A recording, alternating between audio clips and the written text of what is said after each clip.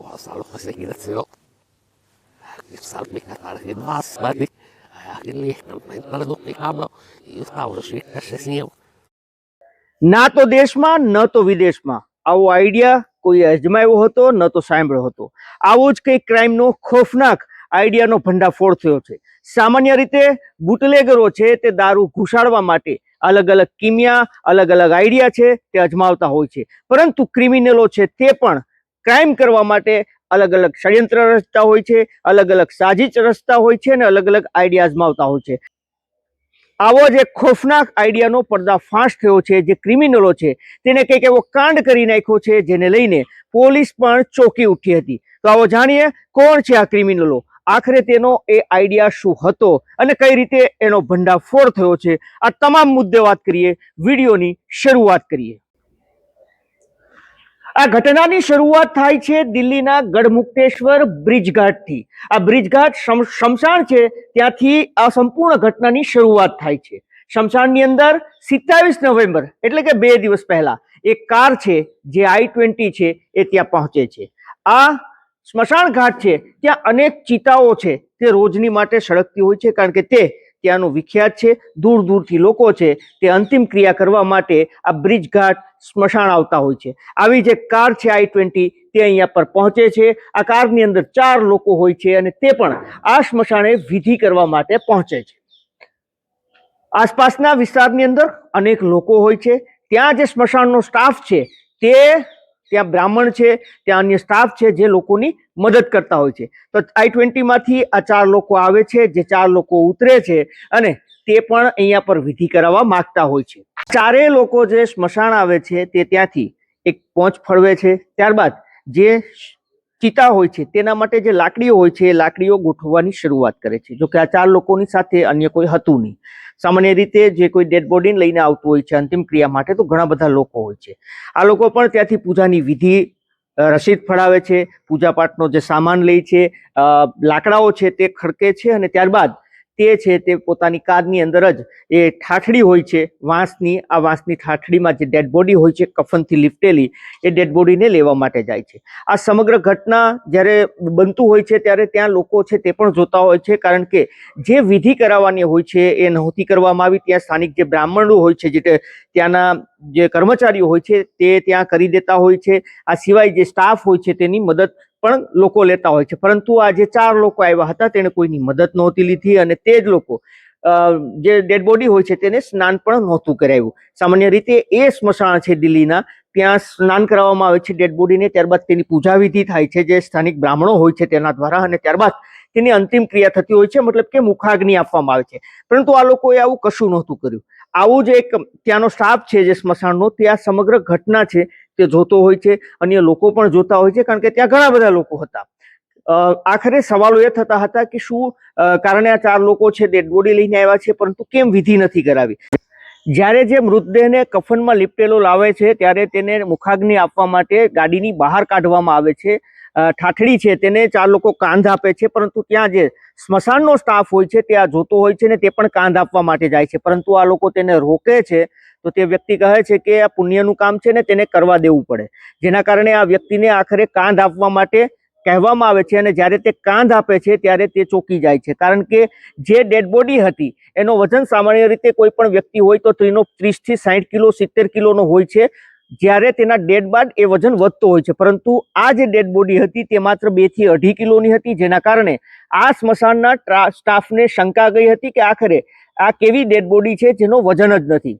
જોકે છતાં પણ આ ડેડ બોડીને આખરે સ્મશાન ઉપર લેટાવવામાં આવે છે, મતલબ કે સુવડાવવામાં આવે છે અને ત્યારબાદ મુખાગ્નિ આપવાની હોય છે. પરંતુ આ સ્ટાફને શંકા જતા તે કહે છે કે ડેડ બોડીનું મોઢું તેને બતાવવામાં આવે, પરંતુ આ લોકો એવું કહે છે કે હોસ્પિટલથી સીધા લાવ્યા છે, ડેડ બોડીનું મોઢું જોવાય તેમ નથી, તેના કારણે કંઈક આ રીતે સમજાવટ કરાવે છે. આખરે એ વ્યક્તિ છે જે માની પણ જાય છે અને હવે મુખાગ્નિ આપવાની હતી, પરંતુ જેવી આગ આપે તે પહેલા જ પવનનો ઝોકો આવે છે અને તે ડેડ બોડીની જે કફન હોય છે તે એક તરફથી ઊંચું થાય છે. જે પગનો નજારો દેખાય છે, જે પાછળના ભાગની આ કફન ઊંચું થાય છે અને જે નજારો દેખાય છે તે ખૂબ ખોફનાક અને ચોંકાવનારો હતો.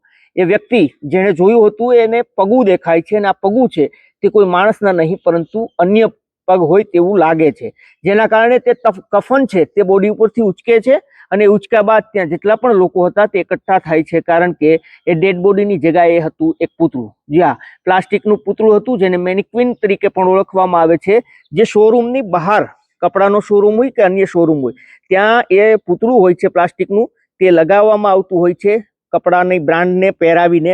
આવું જ એક પૂતળું છે તે આ ડેડ બોડીની ઉપર હતું, જેના કારણે આખરે પોલીસને બોલાવવામાં આવે છે. આખરે પોલીસ છે તે અહીંયા પર તાબડતોબ પહોંચે છે અને પોલીસ અહીંયા પર જ્યારે પહોંચે છે ત્યારે આ 4 લોકો જે i20 કારમાં આવ્યા હોય છે, જેમાંથી 2 લોકો ફરાર થઈ ચૂક્યા હોય છે, પરંતુ 2 લોકો ભાગે તે પહેલા જ લોકોએ તેને પકડીને પોલીસના હવાલે કર્યા હતા.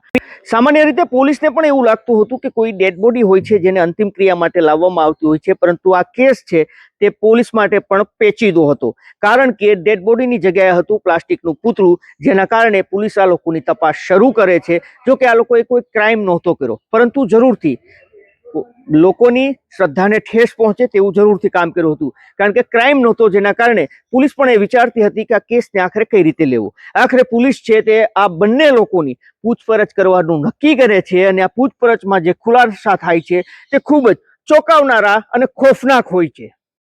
પોલીસ અને લોકો માટે સૌથી મોટો સવાલ એ હતો કે કોણ છે આ લોકો, કેમ તે આ ડેડ બોડીની જગ્યાએ આ પ્લાસ્ટિકનું પૂતળું લઈને આવ્યા હતા.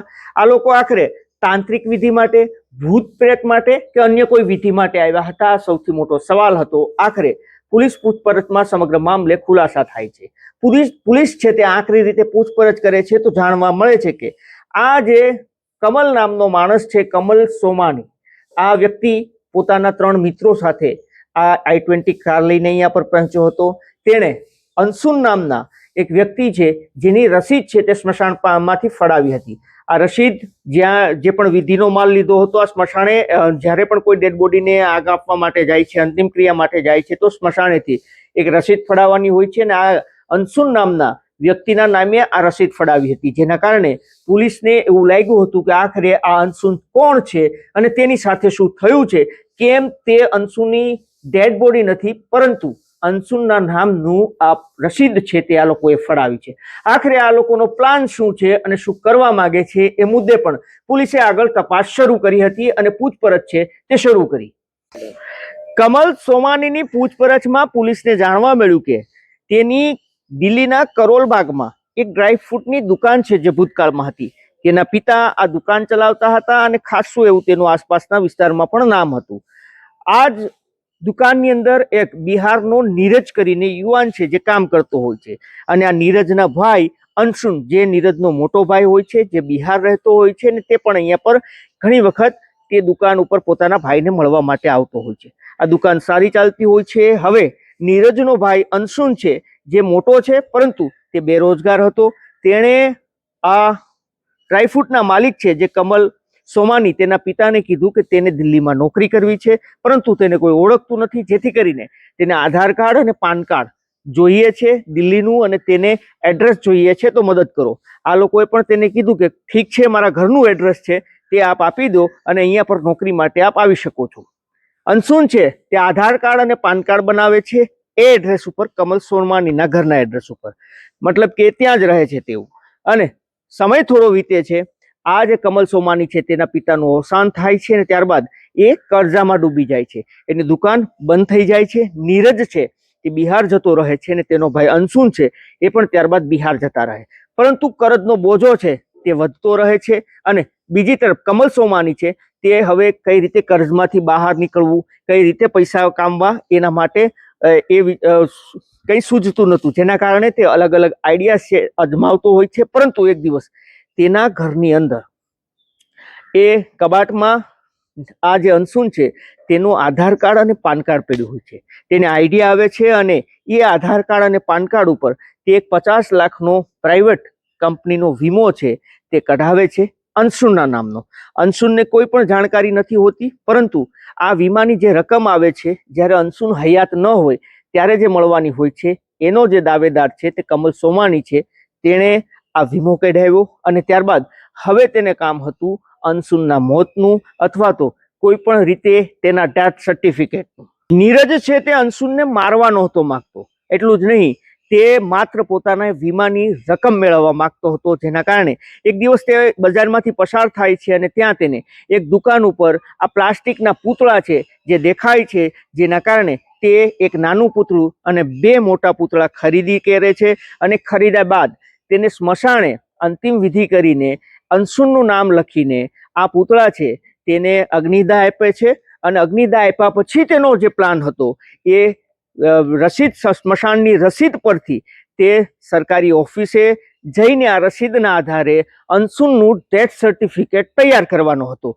આ તૈયાર થયા બાદ તે વીમા કંપનીને આપવાનો હતો અને વીમા કંપનીની પાસેથી જે 50 લાખ રૂપિયાનો વીમો તેણે કાઢ્યો હતો અંશુનના નામનો તે પોતે લઈ લેવા માંગતો હતો.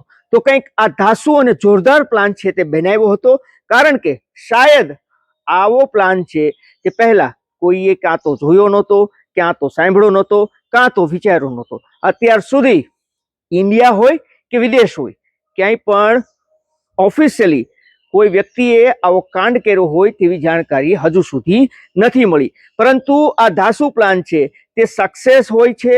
જો કે સ્મશાનના સ્ટાફને જ્યારે કાંધ આપવા જાય છે અને તેને આની ભનક લાગે છે અને પોલીસને બોલાવવામાં આવે છે, ત્યારે આ સમગ્ર કાંડ ઉપરથી પડદો ઉચકે છે અને હવે પોલીસે આ શખ્સ વિરુદ્ધ, કમલ સોમાણી વિરુદ્ધ કાયદેસરની કાર્યવાહી હાથ ધરી છે અને તેની સાથે રહેલા અન્ય 2 વ્યક્તિની પણ પોલીસે શોધખોળ શરૂ કરી છે. દોસ્તો, આ તમામ મુદ્દે આપનું શું કહેવું છે, આપનું શું માનવું છે, આપ જરૂરથી કમેન્ટ કરીને જણાવજો. અમારો હેતુ કોઈને નુકસાન પહોંચાડવું કે બદનામ કરવા નહીં, આપને સચેત અને જાગૃત કરવાનો છે. આપ પણ સાવધાન રહો, સલામત રહો, સતર્ક રહો. ધન્યવાદ.